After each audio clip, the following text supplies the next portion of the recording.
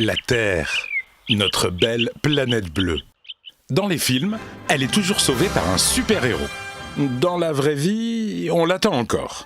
Mais le péril, lui, il existe bien, c'est le changement climatique. Explication. À l'origine du changement climatique, il y a les gaz à effet de serre. Ces gaz forment une couche qui se concentre dans le haut de l'atmosphère. Les gaz à effet de serre sont naturellement présents dans l'atmosphère depuis toujours. Ces gaz ont un rôle de régulateur pour notre planète. Ils gardent la chaleur du soleil et maintiennent la Terre à une température moyenne de 15 degrés. Sans eux, il ferait très froid, environ moins 18 degrés. Depuis la révolution industrielle, les activités humaines ont provoqué l'augmentation artificielle des gaz à effet de serre. Le filtre s'est transformé en une couche de plus en plus dense qui forme comme un manteau autour de la Terre et retient plus de chaleur. C'est ce qui provoque le réchauffement de la planète. D'après les scientifiques, la température moyenne de la Terre devrait augmenter de 1 à 5 degrés d'ici 2100. 5 degrés, ce n'est pas énorme, me direz-vous. Détrompez-vous. Depuis la fin de la dernière ère glaciaire, il y a 10 000 ans, et aujourd'hui, la Terre s'est justement réchauffée de 5 degrés. Le réchauffement de la planète modifie les équilibres naturels.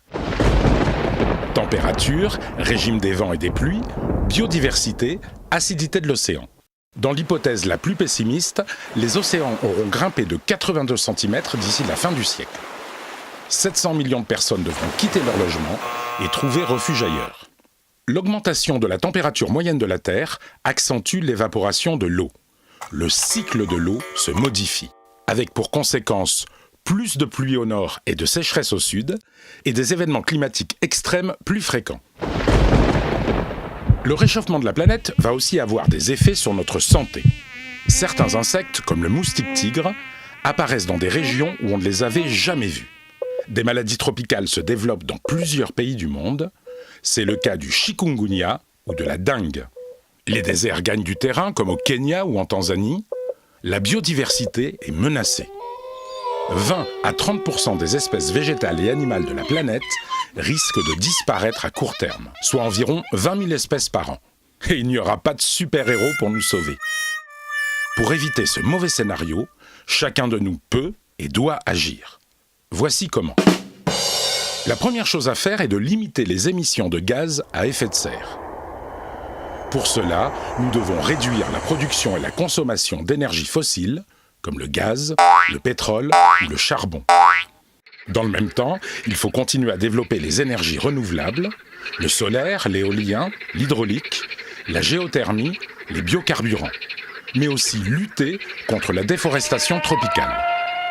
Nous devons également encourager la rénovation des habitats et la construction de bâtiments bioclimatiques très économes en énergie, ou encore privilégier les transports en commun et les transports partagés.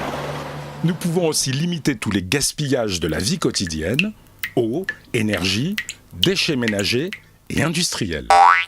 Enfin, nous devons nous adapter à la hausse des températures et à la modification du climat.